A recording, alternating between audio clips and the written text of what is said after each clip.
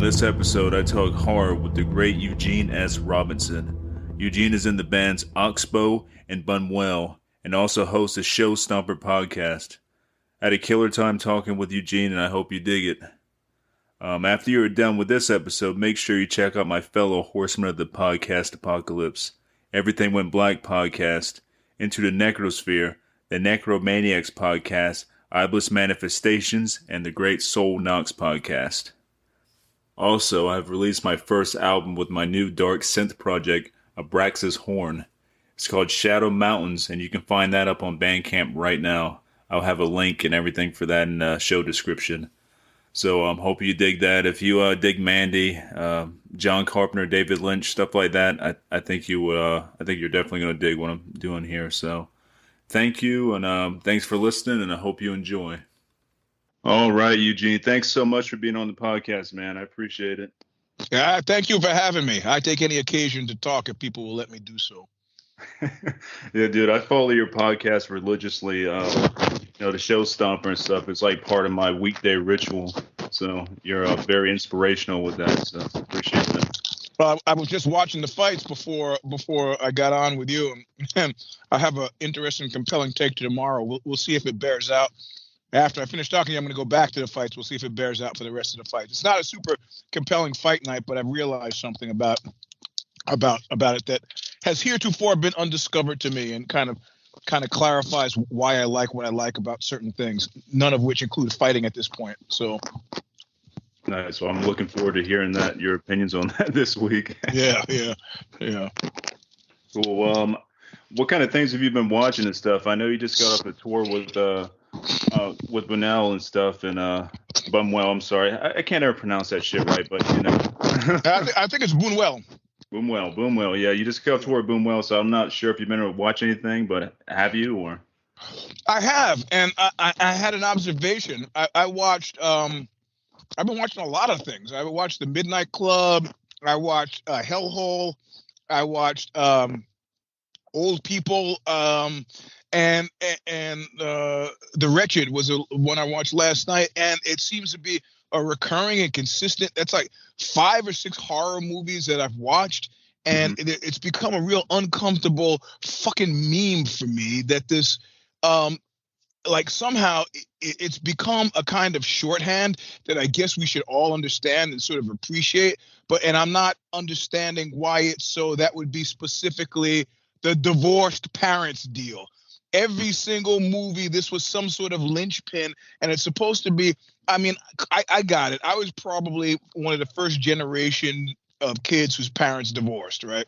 Right. I mean, my parents got divorced in 1967, right? So at that point in time, the only people getting divorced were like Elizabeth Taylor and what the hell? Oh, how can I forget his name? What was her husband's name? The one, Richard Burton. So it was kind of rare. Like, we moved to the new neighborhood. People were like, who's that guy that's clearly not your father living in your house? I go, that's my stepfather. They go, what's a stepfather? But this has become I guess it's a generation afterward that did their divorces so badly that it's become a commonly accepted shorthand for upset in the household. But yet, why this sets the scene for any sort of horror action afterward? Was it really that terrifying? You know, I lived through my 2 of my mother's divorces. The second one, my stepfather says, your mother and I are splitting up. And the first thing out of my mouth was good, because I was sick of hearing them argue. He goes, oh, come on, man, that's not that cool. I go, try being on the other side hearing your arguments. But it didn't set the scenario for me for any extended horror thing. I have to assume at this point it's horror movie laziness, because it means a lot to people. It puts them in an emotional framework where they're already vulnerable because they're channeling shit they didn't like as kids. But I am completely mystified that this has become, as now an adult who's also been divorced, and I think, my ex-wife and I decided, well, we had a good marriage that has now concluded. Now let's focus on having a good divorce. Let's not do all the stupid shit that they repeat in movies again and again, and of course that our parents did. I mean, I don't know. I find it curious, and I find it makes horror movies. I guess the idea is it's supposed to make it accessible, and it makes them less successful in my mind. So It's really hard. It's hard to make a horror movie. It's hard to get people to be scared of anything. I watched the new Hellraiser, and I was like, come on. Why am I seeing their legs?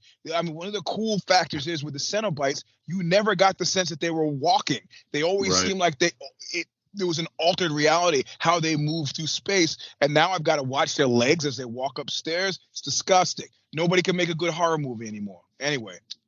Yeah, with the Hellraiser thing, I totally get that, man. Like the leg stuff, because you never really saw that. Now, like the first 5 Hellraiser films, I really enjoy, especially the first one, of course. But it was always like they're so mysterious, man. They just kind of appeared. But seeing them walk in the new Hellraiser, I just, you saying that like made me think like, holy shit, that is fucking weird and like very animatronic feeling too. It doesn't feel natural, Right.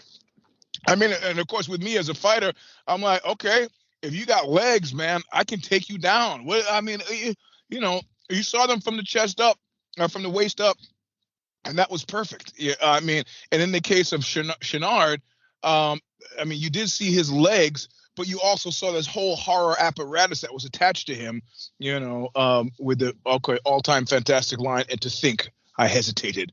Yeah, I mean, and Clive Barker is still alive, man, but he's has had physical problems.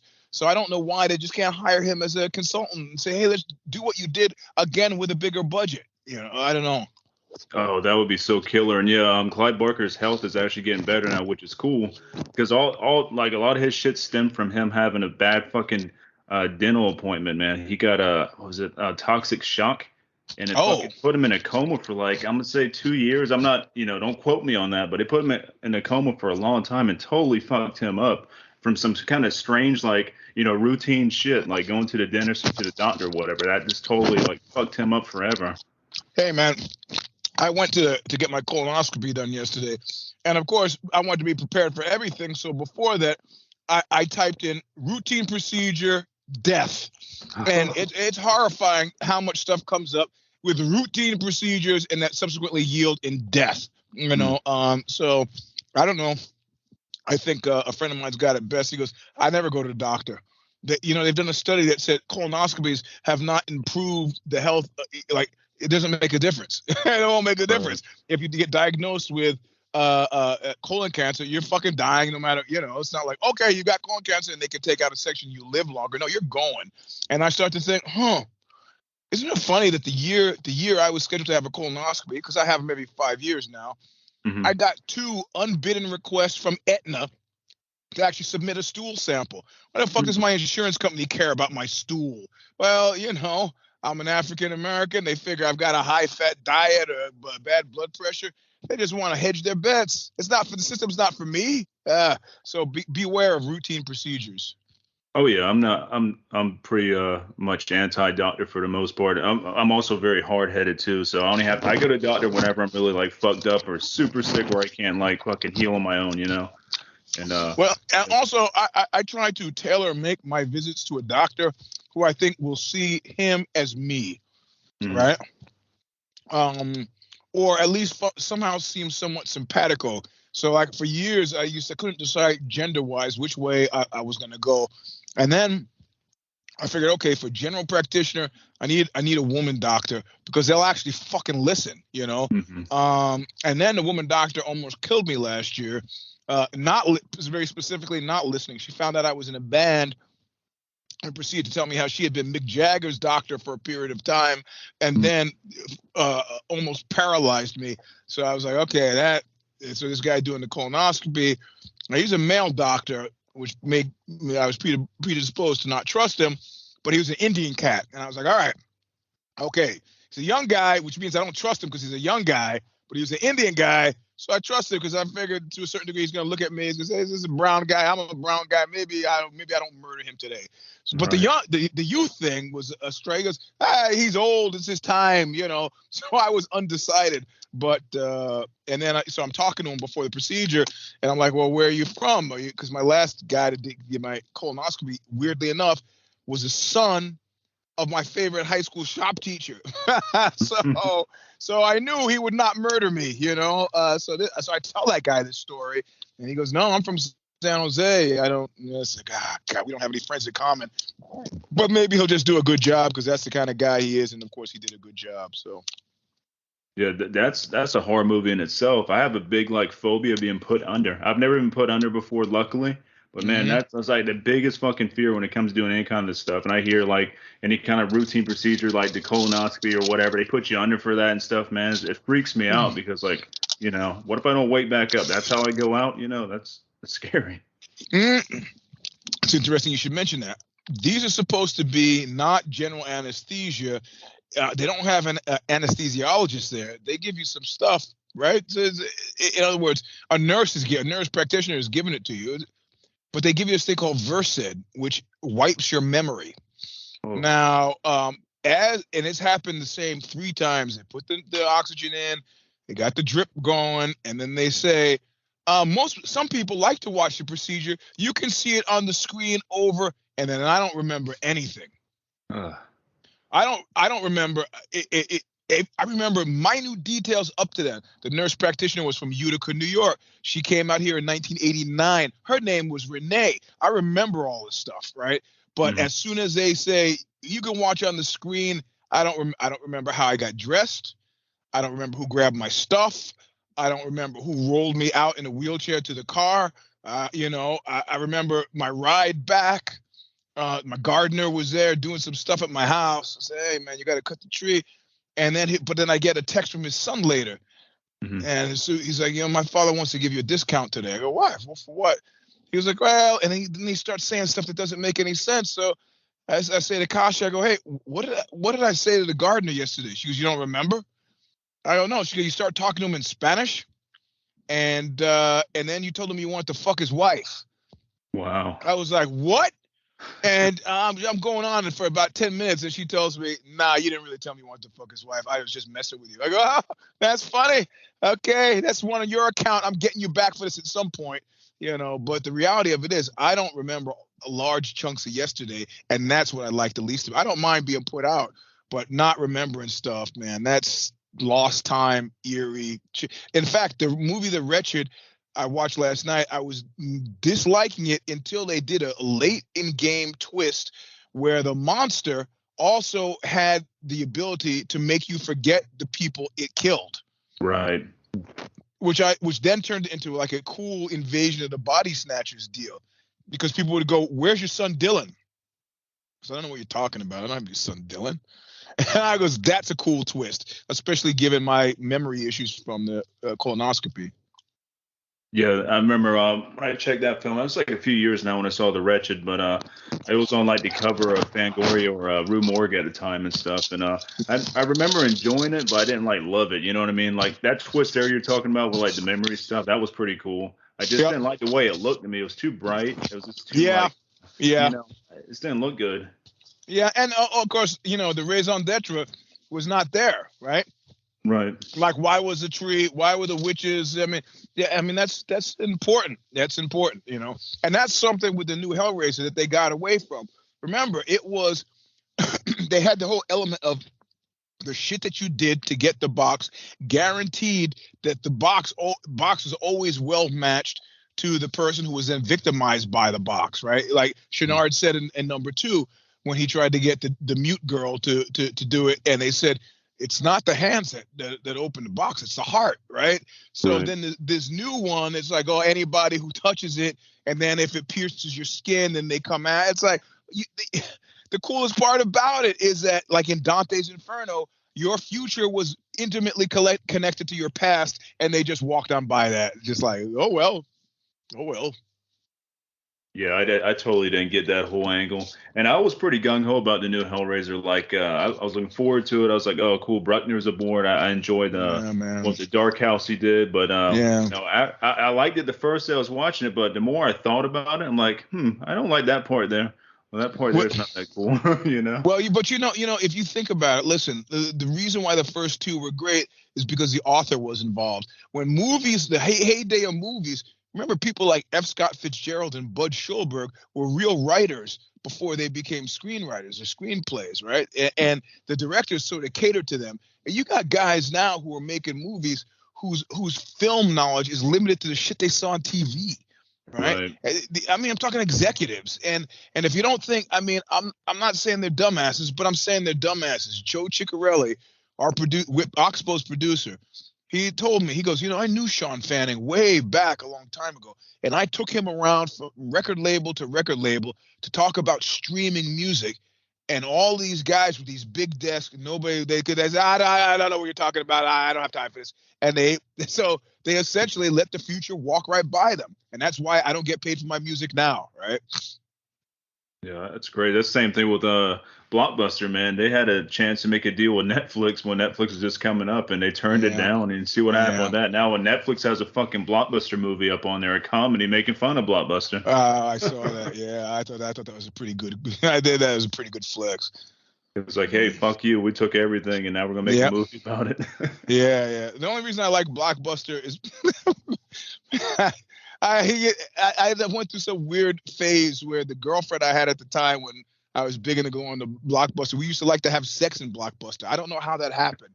So I have fond memories of Blockbuster just because of that, Hey, let's go to Blockbuster and have sex in the aisles, Okay.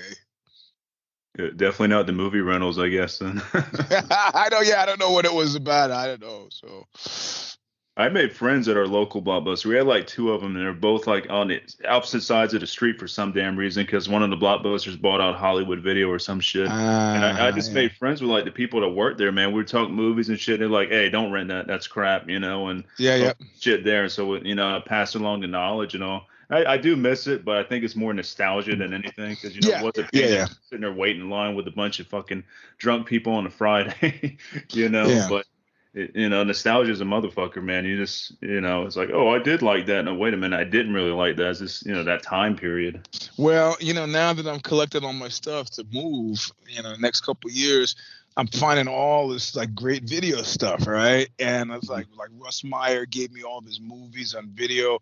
And it's like, okay, I also did buy a VCR, but I don't have a TV. I'm like, what am I going to do? And somebody said there's a service where they'll digitize your video, and I've not been successful in finding them yet, but I don't want to give up on that. I want access to all the stuff I have on VHS. And if it's a reasonable price to pay to have it dumped over to digital, I will pay it. But I thus far, I haven't found a place. Yeah, I don't know if I find anything like that online. I'd definitely let you know, because I think physical media is super important, man. Like I still have a ton of VHSs, DVDs, Blu-rays, all that stuff, man. Because you just don't know what's gonna be taken off these streaming services and never putting back on there again, or what gets banned or some shit like that. Like that's horrible. Like people are already banning books and shit, Yep. Well, but now I also understand from the other point of view, if I have the option to design a house, why would I design it around? No. Well, it's like I don't have space for my 8-track tapes either. I gave up on those, but I do have the music somewhere. So yeah, if I could find somebody to digitize it and could just keep it on DVDs, CD, whatever, I'd be happy. That would be fine. I could put that in a box and not have to have a whole wall of bookshelves built for it, right? Right. Yeah, our bookshelf downstairs is full of fucking first edition Stephen King's and fucking Clive Barker signed this. I got so much shit, and there's half the stuff I have. We live in a townhouse. I have so much stuff I haven't even put up yet. I got all these signed posters, and I'm running out of room. And it sucks because I keep on buying stuff. It's like, I got to have this, oh, this is signed by Barker, or this is signed by King. You got to have that shit, Which is fine if you're not thinking of moving. You move, though. It forces a reevaluation of like a lot of stuff. So. Yeah, I totally understand that. I've been on a big VHS kick because there's a company out there called Witter Entertainment, broke horror fan. They make VHSs of like brand new films that just come out and stuff, man. And it's like the fucking best. Like they do like really killer like custom artwork and stuff, and different color VHS tapes. So I've been on that kick for a couple of years now. So I got all these like badass like giant clamshell VHS tapes of like fucking Terrifier, Mandy, Oh, that's cool. That's cool. Yeah, it is cool. And I'm not saying I'm ever going to really watch these because I don't want my fucking VCR to eat them up, but I have it there. I do want to watch it because some films do look better in like a VHS style, that graininess kind of leads the magic to, to the viewing. Well, the thing is, I kept a lot of that stuff, not because I'm a hopeless hoarder or, archivist, but I kept that stuff for a long time because much like with music, I was like, how come I keep waiting for somebody to make a movie that I would make or make it in the way that I would make it. And I mean, clearly that's what Barker did with, he had another story of this guy who had invented this drug that was like a cross between Viagra and steroids. And I thought that was a pretty phenomenal. It was a kind of magical realism. It reminded me of Jose Saramago to a certain degree. And I go, that would make a great movie as well. But clearly, after reading in the Books of Blood, Hellraiser was easily, that made a lot of sense, and easily made a lot of sense to make. But so I kept it like the library was to as a reference guide for when I actually got around to making a fucking movie. But I realize now that of the things that I feel like I want to do or need to do, making a movie is low on my list because it is aggressively collaborative. And what it takes to ensure success all around, I don't have the emotional presence for, right? Like, you got to really care what your sound guy is doing. You got to really care what your cinematographer is doing. And they have to be in line with your vision to a certain degree. So you either have to be a complete martinet or you have to be a really laissez-faire guy. And I'm somewhere in the middle. I mean, I can barely handle, marshaling the efforts of four people in a 4-piece band. I mean, there's usually me and an editor when I'm writing anything, and that gives me clearly the greatest amount of satisfaction. So, I mean, like Tarantino just said, I'm not going to do a Marvel Universe movie because I'm no hired hand, and largely if I am a hired hand, then I don't mind to show up for work, do my lines and leave. But making a movie, I'd like to see it happen, but it involves a skill set that at this point in my life, I have no interest in actually trying to get along with people, is what I'm saying. Oh, I totally understand that, man. Yeah. I'm pretty much anti-people most of the time. Like, that's why I like doing the podcast now. I don't have to deal with anybody but people I want to deal with. And I do everything. I edit it, I fucking do all the social media and stuff. Like, when I was in a band and stuff, having to deal with people out, in public and in these bars, I just don't want to be around. It's a big change. I like doing the band stuff too back when I was doing all that, but I prefer not to be around too many people at one time. Well, I tell you what was weird. What was weird was being on book tour, because you throw 100 books in the car, and then you just drive alone. So, you get to, by the time I got to Austin, that was 2 or 3 solid days with nothing but my thoughts. And people would come. I was glad to talk. Then I was glad to talk, right? I was like, super, oh, your brother's a dentist? Oh, how interesting. I didn't give, I was like happy to talk. I mean, after the first couple of days, I had to think about things and get my head straight. But after that, man, I actually really appreciated the company of fellow human beings just a little bit. When you travel in a band, it's a self-contained unit. So you can be misanthropic all the way through the entire tour, because it's just, but I don't know. We'll see. I mean, making a movie has got to be hard for a lot of reasons. Oh yeah, I'm sure of it. I hear some horror stories from filmmakers and stuff, how just how hard it is getting everybody together, like you said, like coming up with a good story. And well, that's the people who are still doing interesting work are people who have ensemble teams, right? Like you look at a David Lynch, and the people who have been, it's like having a large band. He's working with some of the same people every fucking time. So it's not a lot of, again, it's like a large band. Same with Scorsese and so on. But then there's a reason why somebody like John Waters can't get a movie made, right? So right. Yeah, David Lynch is one of my favorites. There's not a movie I don't like from David Lynch, and actually, he's probably got I would consider this in the horror category for sure, as a Lost Highway. That's like in my top 5 films of all fucking time, man. Yeah. But I got pissed off with him with Wild at Heart. There were some good scenes and set pieces in it, but he let fucking Cage. He needed to Cage to have that. It was just too broad for me, and it felt more like it should be. Why don't you just call it? I don't know. It felt too broad for me, and he lost me for a bit after that, and he didn't get me back until of course the Twin Peaks stuff. So yeah. Did you ever catch the new season of Twin Peaks that came out a few years ago? Yeah. Phenomenal. Phenomenal. Yeah, that's one of my favorite shows of all time is Twin Yeah. Peaks. I always Yeah. go back to it. Like it just takes me back to the 90s, and I don't know, it just transports me to another world. Like it soothes me a little bit. It's like it's comforting, and the music and Yeah. everything. It's just so comforting, man. Well, what's weird about it too is it's just, hindsight is just so weird, man. I never would have thought after seeing Eraserhead like in the late 70s, I never would have thought. I mean, you know exactly what I'm talking about. Like, Mm. did you ever see Sam Raimi becoming who Sam Raimi is? I mean, I loved Evil Dead 1 and 2, but who knew how high the ceiling was for this guy? I mean, Right. I'm not an especially big Spider-Man fan, but that fact Raimi has knocked it out of the park with a lot. He's Hmm. done gangster movies. He's really, I love that. I love the overperformers. Yeah, he just did the new Doctor Strange movie too, Sam Raimi. Exactly. And Yeah. had it not been for a long plane ride, I never would have seen that movie because I love Doctor Strange at comic books, but I'm a little tired of Cumberbatch, right? So, Yeah, he's in everything, huh? yeah, he's a new Jude Law, so it's like, but whatever. I saw it on the plane because I didn't want to go to sleep, and then at the end it says Sam Raimi. I'm like, what the good for him. Good looking out.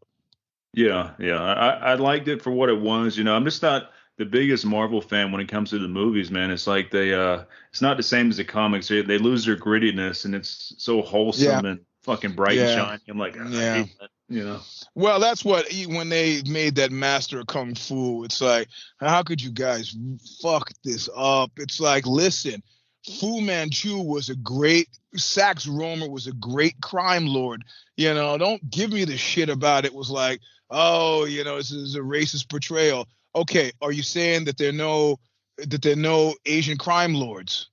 Because I see plenty of them in movies. What made a difference? Oh, yes, this whole idea of the yellow menace and all. It's like, man, you can't. The interplay between Fu Manchu and his son and Pavan and this worship of death and the opium trade and the colonial rape of the Orient. I mean, it was all of a piece, and they made it an after school special. I was really disappointed. Yeah, I watched that one just to stay in line with all the films because I was doing like a timeline watch because I skipped everything before and I think it was back during like the COVID stuff and I had time. I'm like, fuck it, Mhm. let's watch some Marvel movies and I remember getting to that one. That was hard to make it through. It was just so boring. I'm like, this sucks. Yeah, man. Yeah, it's like these efforts to contemporize, like the whole thing with Captain Marvel fighting Thanos over the cosmic cube, was pretty phenomenal. If you read the comic book where he regained cosmic consciousness, and but by the time they had done the change, we say, well, Marvel is a quality, a talent that can switch from person to person. And so they had, Ms. Marvel and stuff. But this is the 80s and I was already in the hardcore and not paying attention to comic books anymore. So I kind of missed that. But it's like, yeah, I don't know. If you were an ardent fan, there's some things that should be done, and there's some things that I mean, like I'm fully about Idris Elba being a Norse god. I thought that was great, and people Hmm. whining about it could go fuck themselves. But there's Exactly. certain instances in which Shang-Chi's story was Shang-Chi's story, and this whole subline of, and his sister was an important part of the story, but the whole subline with this woman that he's working with in the store who was like, oh my God, how do you know Kung Fu? I mean, I don't need that. I don't need it contemporized. He was a spy, right? He was Jack with the guy, the MI6 guy that he was always like either fighting with or, I don't know. I Yeah. was just a big fan. I was a big fan of the comic book. So What'd you think of, what was it, Werewolf at Night, the new like special they had with the all black and white, the horror special? Did you see where was that? that? No. Oh dude, that's on Disney Plus too, and it's part of the Marvel universe. It's based off the comics and stuff, and they did it all in black and white, and I think it's really good. I think it's some of the best shit in the whole Marvel universe is What's it called? Werewolf at Night. Okay. All right. We'll watch it tonight. Yeah, that's on Disney. It's only like an hour long, and Okay. it's fucking good, man. Okay. It's got some like Universal monster elements in there, and it's just got an old school feel, but there's also a good bit of violence. And it said the reason why they did it in black and white is that way they can get away with like some bloodshed with actually showing the Right, actual right. blood. and Right, it right, works right, for the right. movie. You know, it really works. So. Yep. So yeah, definitely check that one out. 'Cause, I dug that a lot. That was like a little Halloween thing they did on there, and it's supposed to be a part of the Dark Marvel universe they're working on or some shit. So, Mm-hmm. Yeah, man. Okay, good. I will check that out. are you familiar with that comic? I'm sorry, No, it's Werewolf by Night. I said Werewolf of Night. It's Werewolf by Night. I Werewolf should by already Night. know. I'm not even familiar with it. So. Yeah, dude, definitely check out the comics with that too. Like, I think it's the only badass werewolf in Marvel or DC. I don't think DC has any like cool werewolf like vigilante type characters like this one is. But yeah, totally badass. I think he's fought Blade before too. I think their worlds have crossed. Uh, uh. You know, and Yeah, I've it's always been a interesting. huge fan of fucking Blade. Yeah, yeah. It cracks me up that Wesley Snipes kind of got Jack Lorded. And people might not know what I mean, but Jack Lord was in Hawaii Five-0, and when it got super popular, what happened is people reported from the set that Jack Lord was kind of like confusing the role he was playing with who he was. Yeah, so hearing that, hearing about from the set that Wesley Snipes was. Uh, confusing the role with who he was. I found that amusing. So, That definitely makes sense. I'm a fan of Wesley Snipes, but I heard he's kind of hard to work with. But the first two Blade films are fucking brilliant, and and those are yep, Marvel movies too. Like people forget about those films. Like, oh, well, Marvel, they just started doing these dark Marvel films like Doctor Strange. Like, man, they've been doing that since Blade. Have y'all not seen Blade? It's fucking right, right, fantastic. right, right. Well, yeah. I don't know. It's weird. I'm a big Wesley Snipes fan too. But the thing is, I actually used to be a Jamie Foxx fan. Mhm. And then I was on the set. I was interviewing Gabrielle Union, who was on the set of one of his movies, and I showed up, and dude was vibing me so bad. It's like, Jamie Foxx, I'm pretty sure I've not met you any point in my life. There's no reason at all for you to be vibing me like this. I'm here to. It's clear. I got a recorder. I'm a journalist, but it was just so weird. It made me hard to like the guy after that. Oh, that sucks. I'm a fan of his too. I think he's talented as shit. And I started watching Yeah. him back when he was on A Living Color back in the day, and before he got famous. Yeah. I mean, maybe it had nothing to do with me. Who knows? You know. He might have been having a bad day, I guess. Yeah, I don't know. I mean, I'd already been primed to have a problem with him because I had a problem with Samuel Jackson. It's like, man, these guys, I really loved you guys before this. It didn't really make. Oof. I thought you guys are, you're rich. You're rich. You be happy with that. So you're saying Samuel was kind of like the same he is on screen in real life? Ah, man, he had done I've talked about this before, but he had done a long photo shoot to me, and this was the beginning of me saying I will never do an interview on the same day that there's a photo shoot. And so I show up, and they said, "Let me introduce you to editor-in-chief. He's going to be doing the interview." And go, "Hi," and I'm like trying to make myself small. I'm like, "Okay, I get out of your way. I don't want to interrupt, but I'll let you guys finish with all the pretty stuff first, and then we'll do that." He goes, "Pretty stuff?" And I go, no, just the nice photos and stuff. I'll just be finished. He's pretty stuff, and he latched on to that and wouldn't let go. Was pissy about it, and then I had usually, if you do the interview, you have that nuclear question that you save until the end. So if the guy gets pissed off, you still got to interview. But it was clear that I wasn't getting anything out of him, so I asked the nuclear question right up front at this point, and it actually shook him enough so that that he actually started to be compliant, which is what I needed at that point. Yeah, shit, that's crazy, man. Yeah, I've heard stories about him as well. Being pretty difficult. Well, and also in the interview, I saved his career because he was talking some crazy anti-Semitic shit, and I just had to make a decision. Do I want to sully my magazine with this garbage? And I was like, nah, I'm not going to put it in. I didn't put it in. Yeah, hey, that's crazy, man. Yeah, I'm sure you've had some crazy fucking interviews, and that sounds like one of the craziest ones. Yeah, you can never tell who you're going to like. I mean, I'm glad to talk about it as often as I do, but Billy Bob Thornton was fantastic. Really great guy. I mean, he could have been working me. I could have just been honey dicked, but the reality of it, I thought he was pretty phenomenal. That's good to know because I don't know if you ever watched the season 1 of Fargo, the TV series. Have you watched any of those? No. That seemed unnecessary to me. But okay. It's super good, especially season 1 because Billy Bob Thornton's in there. He's playing like this contract killer.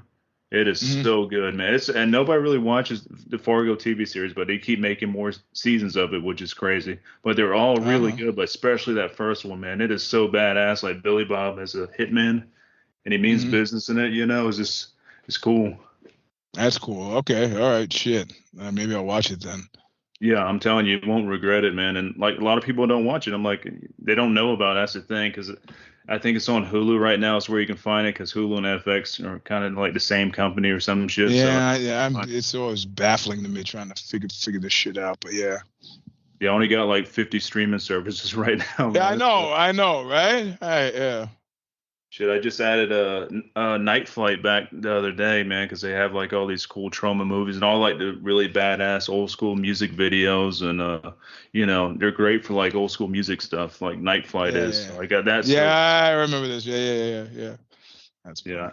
I got them mostly for the band Drive Majesty. They had like this little special they were doing with like 8 of their videos, and it had these little intros going in there. I'm like, oh, well, I got to subscribe to that. Got to watch this, Yeah. What movies have really like hit you in the past, let's say 10 or 20 years that you really like that, in the horror universe? Horror. Well, I would expand beyond horror because there's certain horror elements in this movie, my number one movie that I'm going to pick, but nobody listed or appreciates or understands it as a horror movie. And it's based on Somerset Maugham had a relative, this guy called Robin Maugham, and he wrote this short novella, I think is what they call it actually, called The Servant. And that was later developed for the film, like by 1961, I think, by Joseph Losey, Losey, and it stars Dirk Bogarde and Vera Miles, and I think James. I always get them confused, either James or Edward Fox.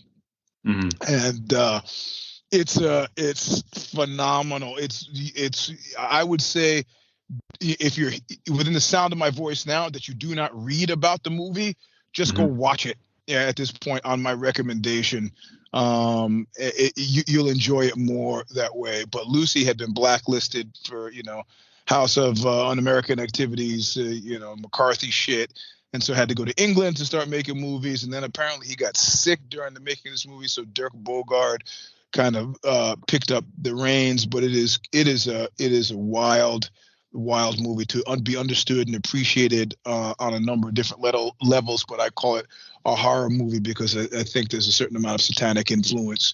I've read reviewers say, "Oh, it's a class drama." I was like, okay, what do you think about all the priests and the nuns that are appearing in it? But I guess that doesn't factor into your calculation. So that's my number one, and that I actually used to have like. I would recommend it, and if you didn't watch it, I would find myself thinking less of you and like, why am I really friends with this person? So that's my number one.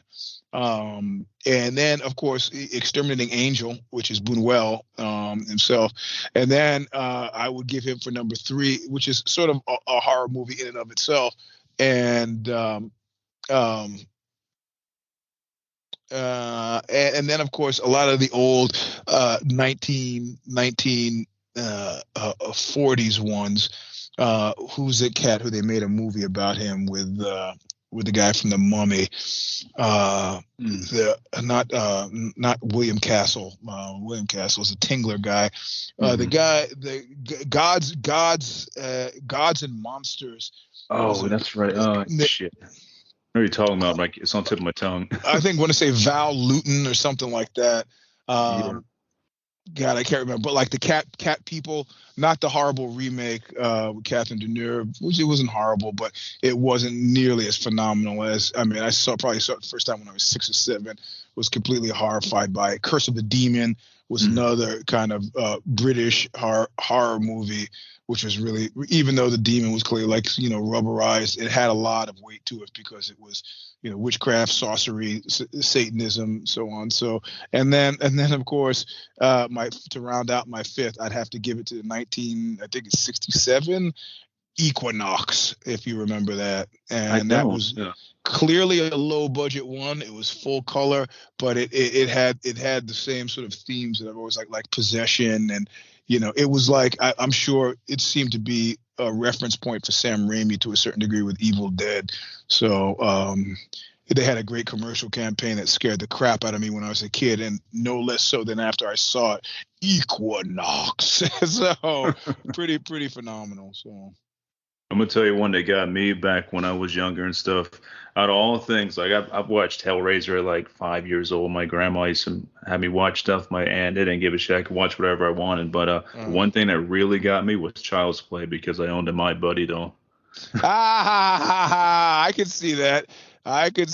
Yeah, man. Like I read a lot. Like I read The Exorcist before I saw the movie, and I grew up in a brownstone with 3 stories. And if my mother was in the kitchen and she needed something upstairs, she would say, "Could you go upstairs?" And if say we'd been in the kitchen from 4 o'clock to 6, it was now dark. I'd be like, "Huh? Upstairs? Could you go get the thing? I'll get it later." She's like, "No, you get it now."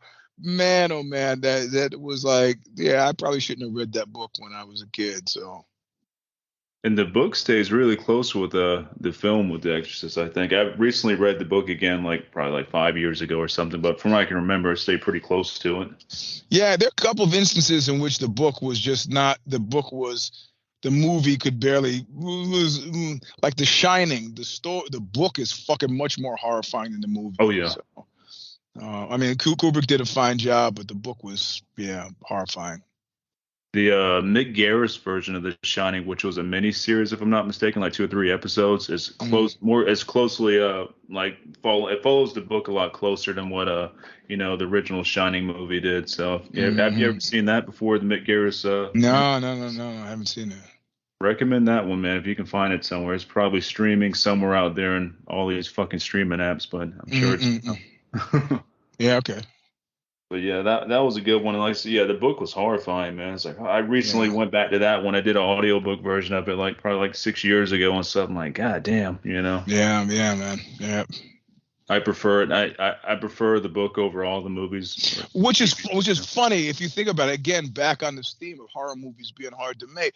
Salem's Lot is a phenomenal vampire story, and they've 3 times. A friend of mine was in the second version of it.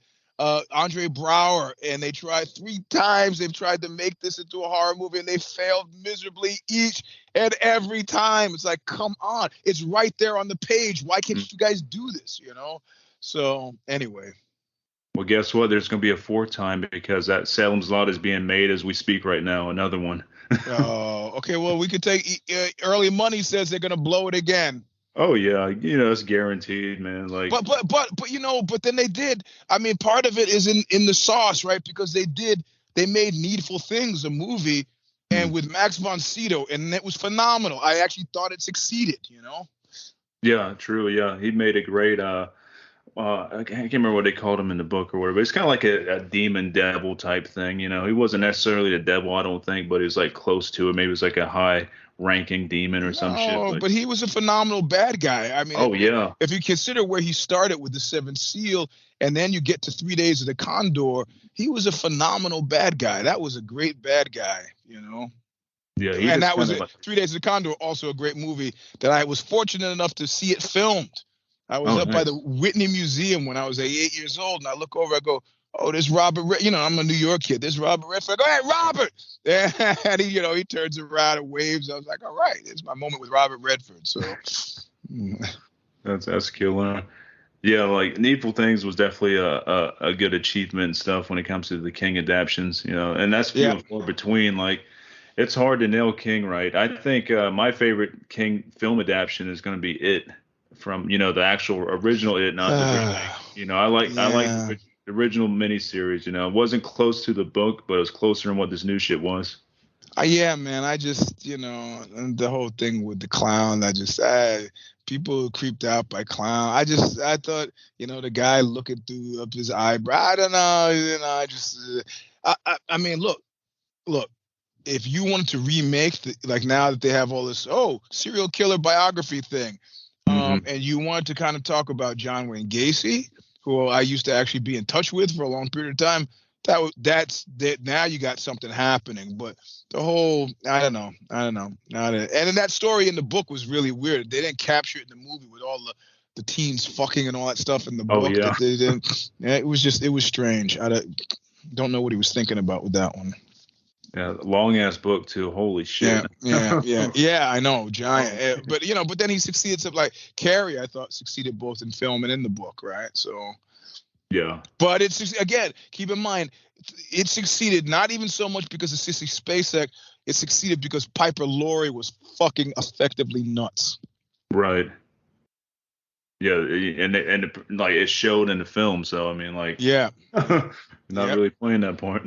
Yeah, she was scary. Have there been any like recent films that really fucking like made you go, oh man, that's killer? Like anything recently or? Not. I'm gonna have to say no. No. Right? I mean, because you asked the question, and there should be something that like jumps to mind, and I watch a lot of movies, in actual fact. Yeah. And I haven't seen anything that's been like, oh my God, you need to see, but there's nothing that's jumping up in my head right now. And there's certain movies in which that's okay. Like I'm a hopeless James Bond stan, right? So, but it's interesting watching them make the mistakes that I think that they're going to make in choosing the next guy, and they sort of got lucked out with Daniel Craig, because the essential element that they missed for large chunks of the James Bond's existence was that James Bond should be somebody that you could imagine would kick your ass. Right. That's it. That's all. Timothy Dalton's not kicking my ass, okay? No. Roger Moore, not kicking my ass. Pierce Brosnan, not kicking my ass, okay? They're not. No. They're not. Sean Connery could probably kick my ass, right? Yeah, he was a badass. It's a bad. Daniel Craig, probably. Both Idris Elba and Tom Hardy probably would be good, but then they keep Hiddleston.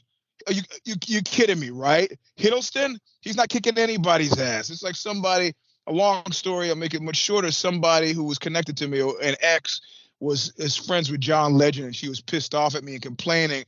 And John Legend tells her, "Who is this guy? I'll take care of him." And she tells me, well, John Legend's going to take care of you. I go, John Legend? What's he going to do? Come over and give me a manicure? Get the fuck out of here. John Legend's not taking care of anybody. He's going to give me a fucking massage and a facial. The softest guy in music. He's going to take care of me.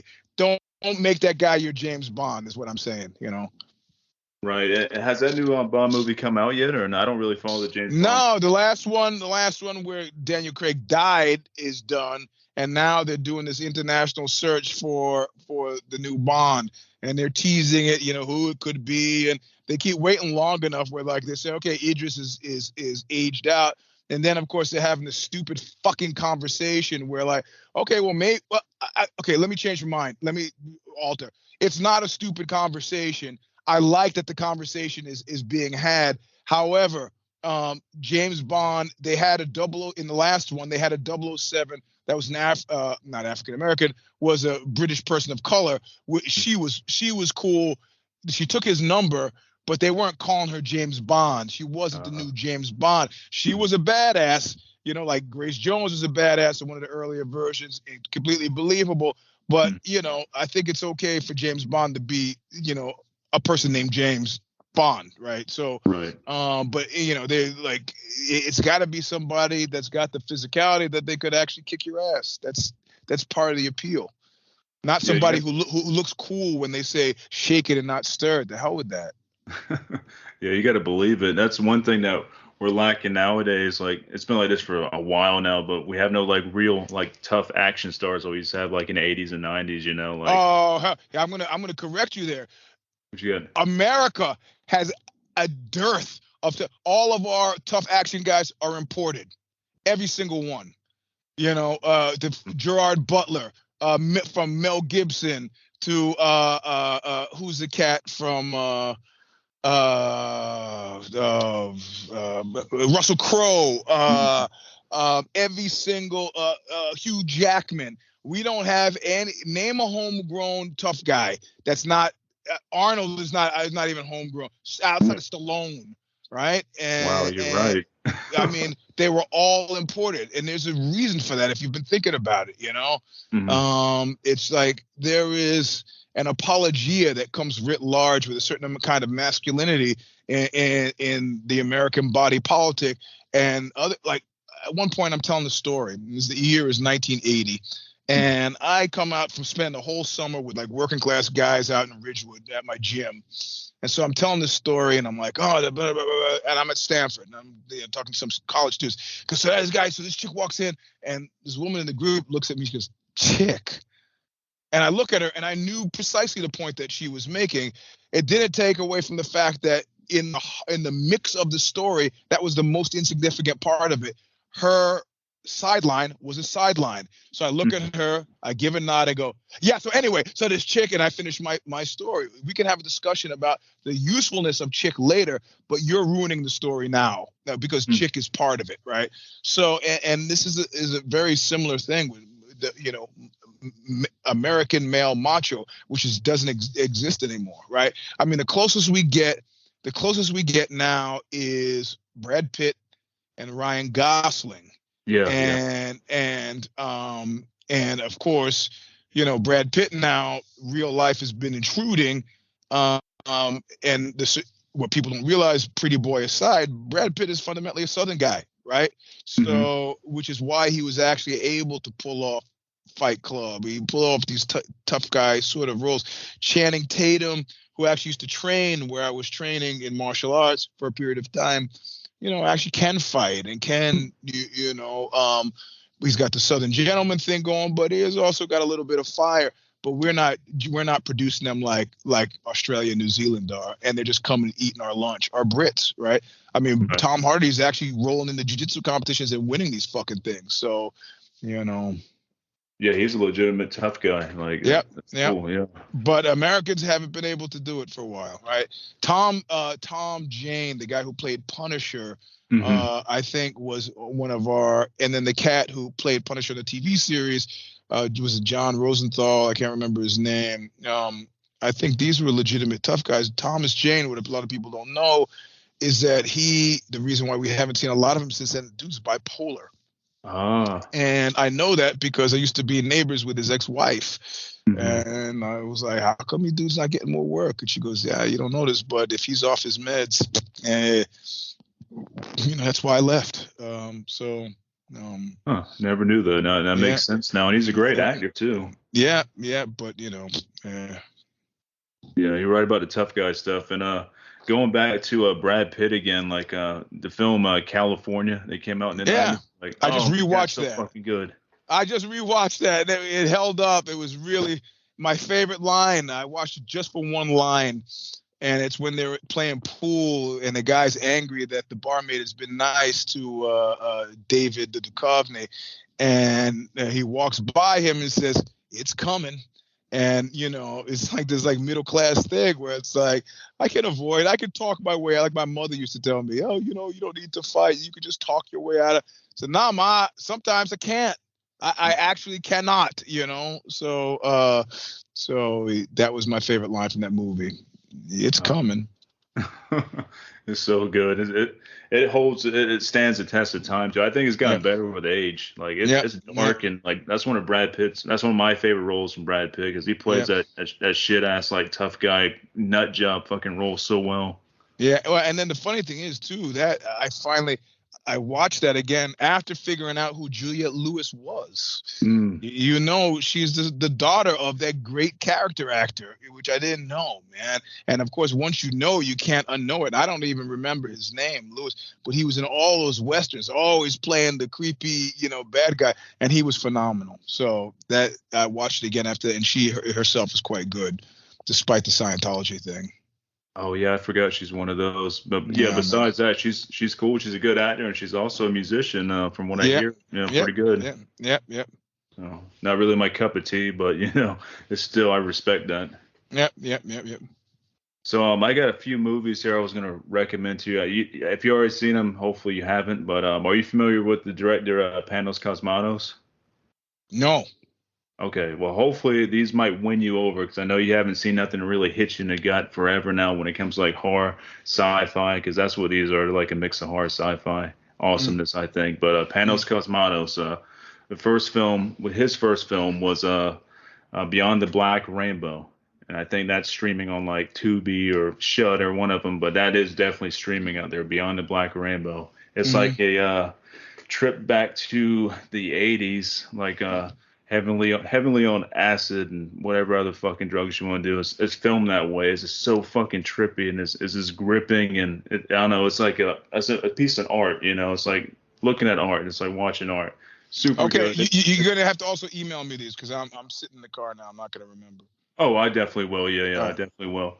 But yeah, that's like his big sci-fi, little bit of horror thrown in there, like retro type thing. So you want to start with Mm-hmm. that one there, then roll your way over to my favorite film of the past 20 years, Mandy, and that stars Nicolas Cage, who he's held under control enough where he's fucking awesome. He knows how to use Mandy. with Nicolas Okay. Cage. Yeah, Mandy, yeah. I'm a big Nicolas Cage fan, but you gotta give him some context. You can't just let him run wild, right?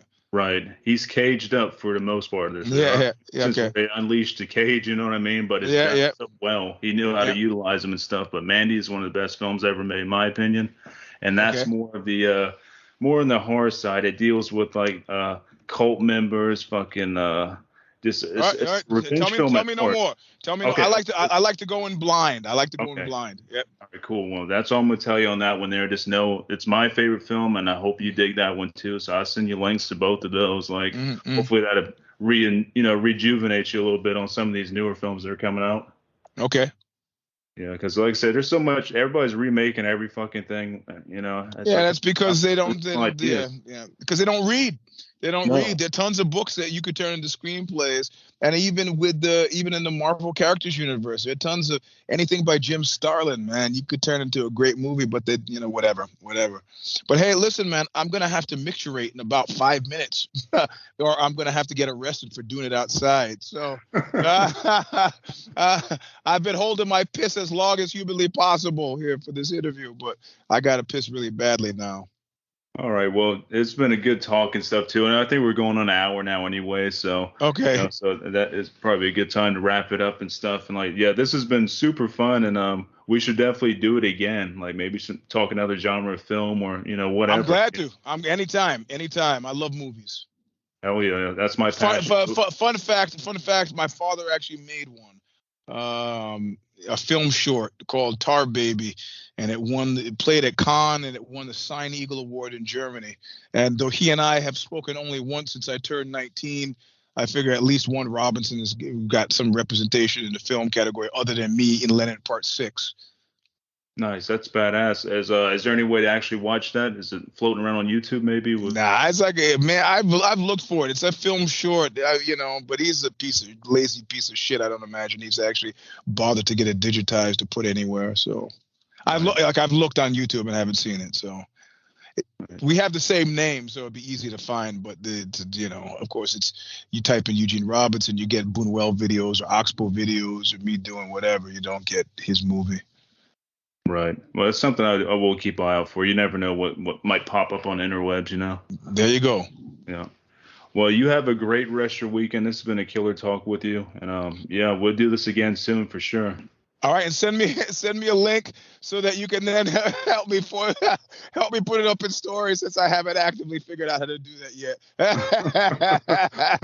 Oh yeah, we'll do, and I'll send you all my recommendations and stuff too. So. Yeah, please, that would be cool. All right, Brendan. Awesome. Take it easy, Eugene. All right, man. Bye-bye. Later.